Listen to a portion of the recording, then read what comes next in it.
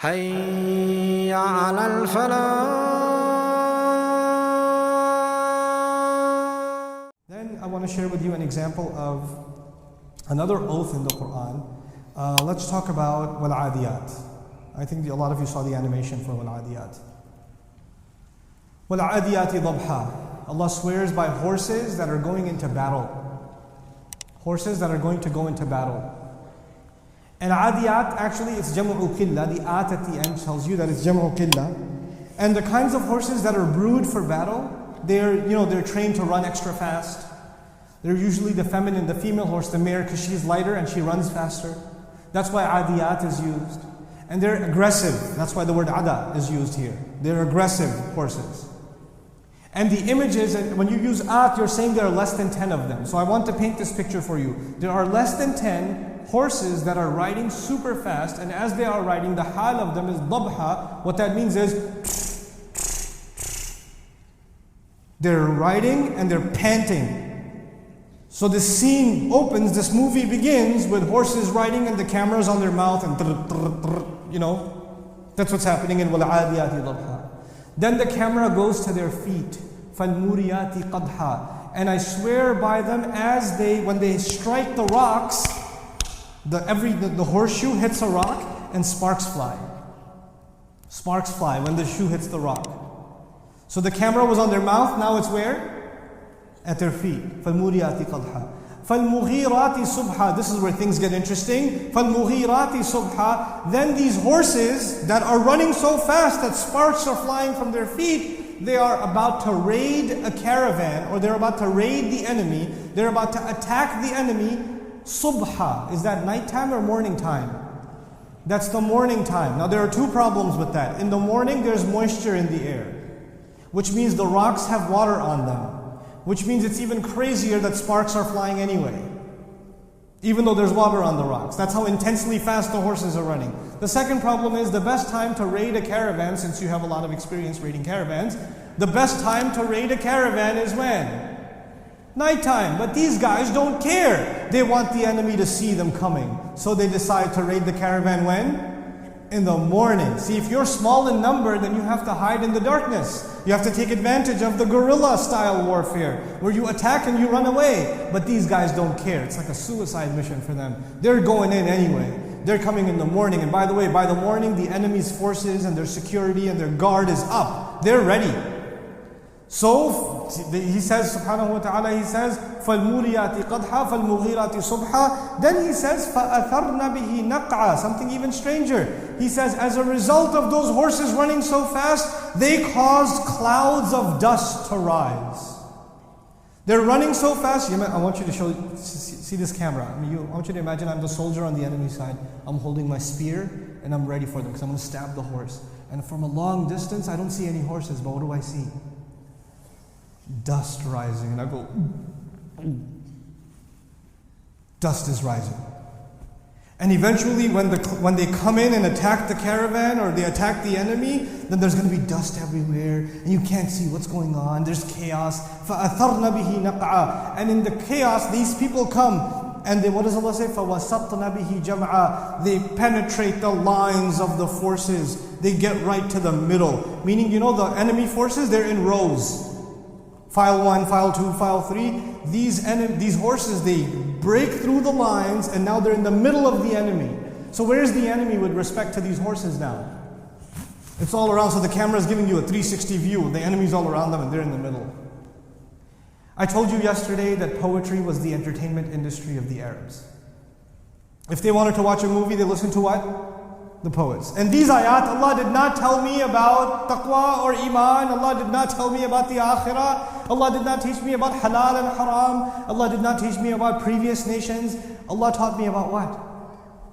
Battle horses. Who's really into battle horses?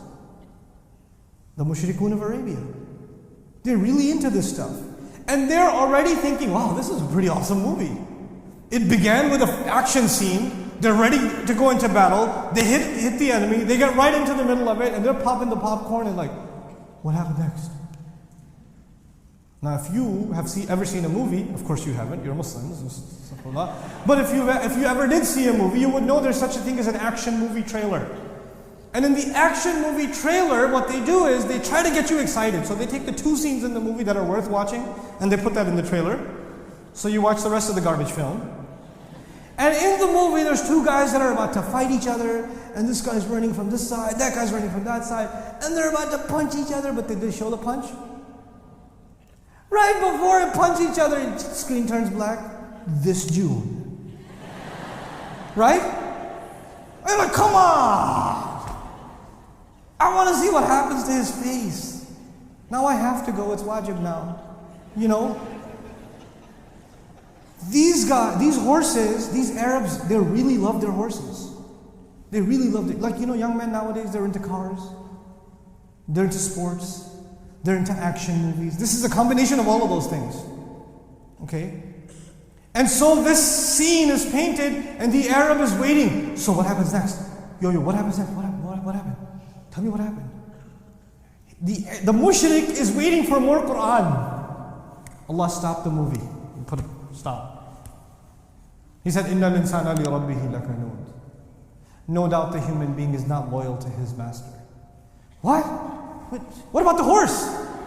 Tell me more about the horse. What about human? I don't want to know about the human. I want to know about the horse. What is the connection between these horses and the human being?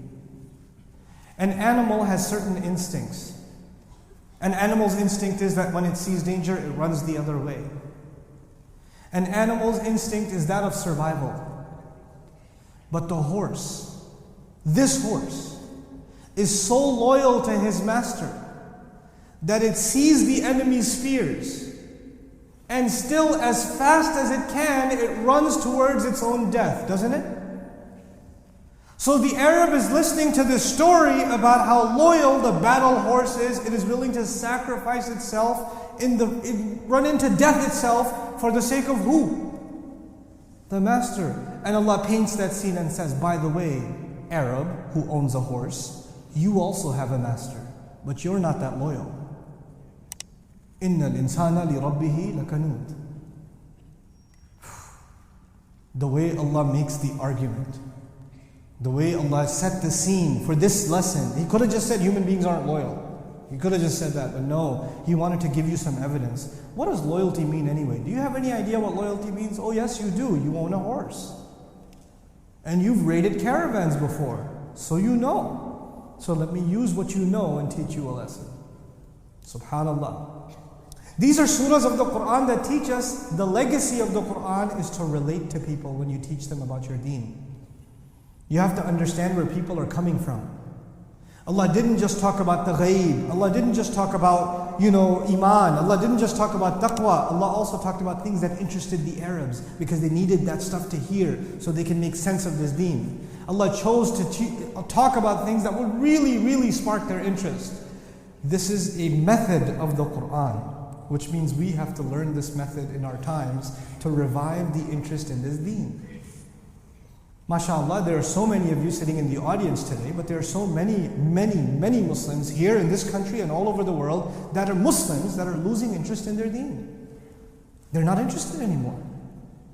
And our job as an ummah is to revive not only the non-Muslims' interest in this religion, but also the Muslims' interest in this religion, and we have to learn the legacy of the Quran in doing so. Maybe they're not into horses. Maybe they're into something else. And we need to know what they're into. And we need to use it to bring them back to the deen. Quran is not just knowledge, it is a way of thinking. You remember that? If it was just about knowledge, we'd always be talking about horses. But if it's about thinking, then we learn the strategy and apply it outside of the text too. It becomes a way for us to process information.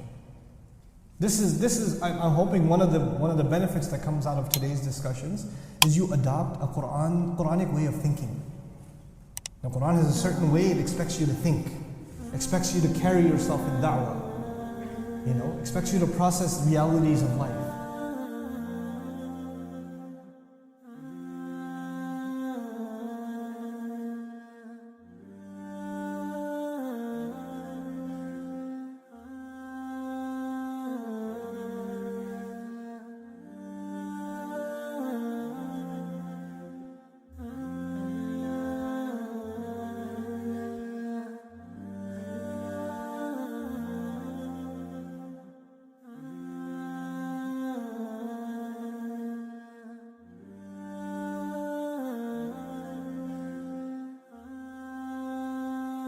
Assalamu alaikum wa rahmatullah. If you enjoyed this video, please do share it with friends and family.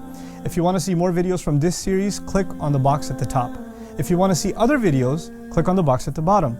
And don't forget to hit the subscribe button. Thanks.